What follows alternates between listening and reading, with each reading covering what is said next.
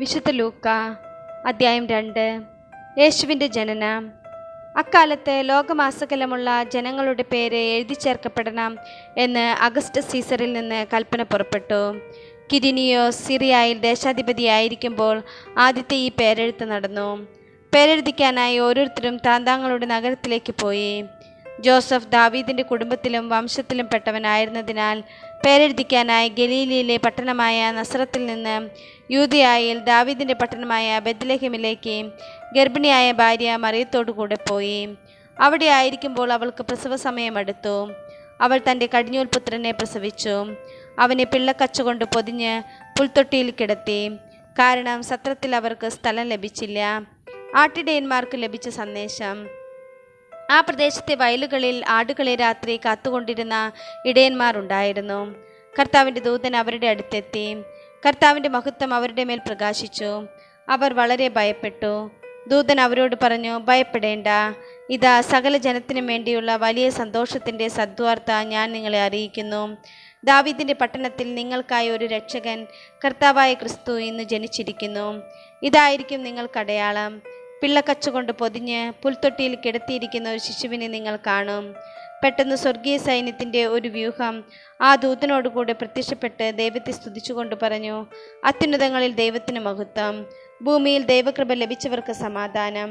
ദൂതന്മാർ അവരെ വിട്ട് സ്വർഗത്തിലേക്ക് പോയപ്പോൾ ആട്ടിടയന്മാർ പരസ്പരം പറഞ്ഞു, നമുക്ക് ബെത്ലഹേം വരെ പോകാം. കർത്താവ് നമ്മെ അറിയിച്ച ഈ സംഭവം നമുക്ക് കാണാം. അവർ അതിവേഗം പോയി മറിയത്തെയും ജോസഫിനെയും പുൽത്തൊട്ടിയിൽ കിടക്കുന്ന ശിശുവിനെയും കണ്ടു. അനന്തരം ശിശുവിനെക്കുറിച്ച് തങ്ങളോട് പറയപ്പെട്ട കാര്യങ്ങൾ മറ്റുള്ളവരെ അവർ അറിയിച്ചു. അത് കേട്ടവരെല്ലാം ഇടയന്മാർ തങ്ങളോട് പറഞ്ഞ സംഗതികളെക്കുറിച്ച് അത്ഭുതപ്പെട്ടു. മറിയമാകട്ടെ ഇവയെല്ലാം ഹൃദയത്തിൽ സംഗ്രഹിച്ച് ഗാഢമായി ചിന്തിച്ചു കൊണ്ടിരുന്നു.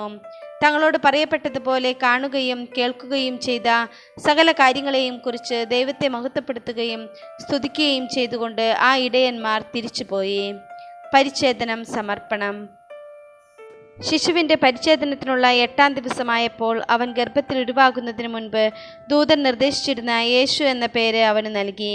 മോശയുടെ നിയമമനുസരിച്ച് ശുദ്ധീകരണത്തിനുള്ള ദിവസങ്ങൾ പൂർത്തിയായപ്പോൾ അവർ അവനെ കർത്താവിന് സമർപ്പിക്കാൻ ജെറുസലേമിലേക്ക് കൊണ്ടുപോയി.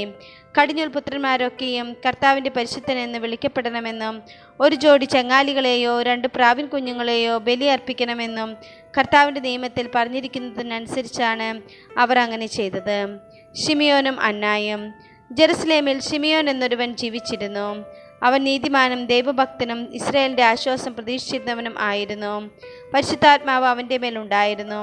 കർത്താവിൻ്റെ അഭിഷിക്തനെ കാണുന്നതുവരെ മരിക്കുകയില്ല എന്ന് പരിശുദ്ധാത്മാവ് അവന് വെളിപ്പെടുത്തിയിരുന്നു. പരിശുദ്ധാത്മാവിൻ്റെ പ്രേരണയാൽ അവൻ ദേവാലയത്തിലേക്ക് വന്നു. നിയമപ്രകാരമുള്ള അനുഷ്ഠാനങ്ങൾക്കായി ശിശുവായ യേശുവിനെ മാതാപിതാക്കന്മാർ ദേവാലയത്തിൽ കൊണ്ടുചെന്നു.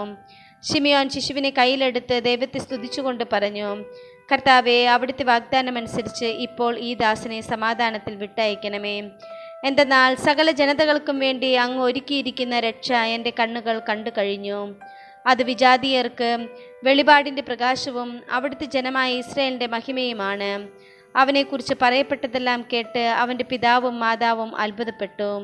ശിമിയോൻ അവരെ അനുഗ്രഹിച്ചുകൊണ്ട് അവൻ്റെ അമ്മയായ മറിയത്തോട് പറഞ്ഞു, ഇവൻ ഇസ്രായേലിൽ പലരുടെയും വീഴ്ചയ്ക്കും ഉയർച്ചയ്ക്കും കാരണമാകും. ഇവൻ വിവാദ വിഷയമായ അടയാളവുമായിരിക്കും. അങ്ങനെ അനേകരുടെ ഹൃദയവിചാരങ്ങൾ വെളിപ്പെടും. നിന്റെ ഹൃദയത്തിലൂടെ ഒരു വാൾ തുളച്ചു കയറുകയും ചെയ്യും. ഫനുവേലിൻ്റെ പുത്രിയും ആഷേർ വംശജയുമായ അന്ന എന്നൊരു പ്രവാചികയും അവിടെ ഉണ്ടായിരുന്നു. ഇവൾ കന്യകാപ്രായം മുതൽ 7 വർഷം ഭർത്താവിനോടൊത്ത് ജീവിച്ചു. 84 വയസ്സായ ഈ വിധവ ദേവാലയം വിട്ടുപോകാതെ രാപ്പകൽ ദൈവത്തെ സ്തുതിച്ചുകൊണ്ട് ഉപവാസത്തിലും പ്രാർത്ഥനയിലും കഴിയുകയായിരുന്നു. അവൾ അപ്പോൾ തന്നെ മുമ്പോട്ട് വന്ന് ദൈവത്തെ സ്തുതിക്കുകയും ജെറുസലേമിൽ രക്ഷ പ്രതീക്ഷിച്ചുകൊണ്ടിരുന്ന എല്ലാവരോടും ശിശുവിനെക്കുറിച്ച് സംസാരിക്കുകയും ചെയ്തു. കർത്താവിൻ്റെ നിയമപ്രകാരം എല്ലാം നിവർത്തിച്ച ശേഷം അവർ സ്വനഗരമായ ഗലീലയിലെ നസ്രത്തിലേക്ക് മടങ്ങി. ശിശു വളർന്നു, ജ്ഞാനം നിറഞ്ഞു ശക്തനായി. ദൈവത്തിൻ്റെ കൃപ അവൻ്റെ മേൽ ഉണ്ടായിരുന്നു. ബാലനായ യേശു ദേവാലയത്തിൽ. യേശുവിൻ്റെ മാതാപിതാക്കന്മാർ ആണ്ടുതോറും പെസഹ തിരുനാളിന് ജെറുസലേമിൽ പോയിരുന്നു.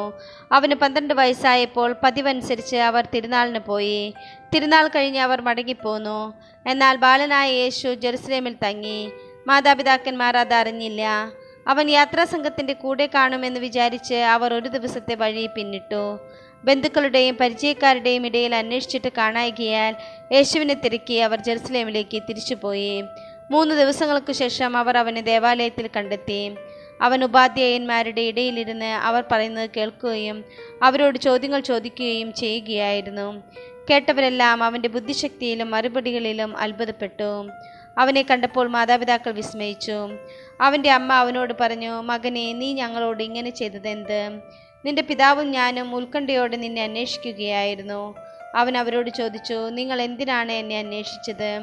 ഞാൻ എൻ്റെ പിതാവിൻ്റെ കാര്യങ്ങളിൽ വ്യാപൃതനായിരിക്കേണ്ടതാണെന്ന് നിങ്ങൾ അറിയുന്നില്ലേ? അവൻ തങ്ങളോട് പറഞ്ഞതെന്തെന്ന് അവർ ഗ്രഹിച്ചില്ല.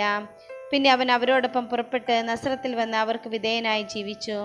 അവൻ്റെ അമ്മ ഇക്കാര്യങ്ങളെല്ലാം ഹൃദയത്തിൽ സംഗ്രഹിച്ചു. യേശു ജ്ഞാനത്തിലും പ്രായത്തിലും ദൈവത്തിൻ്റെയും മനുഷ്യരുടെയും പ്രീതിയിലും വളർന്നു വന്നു.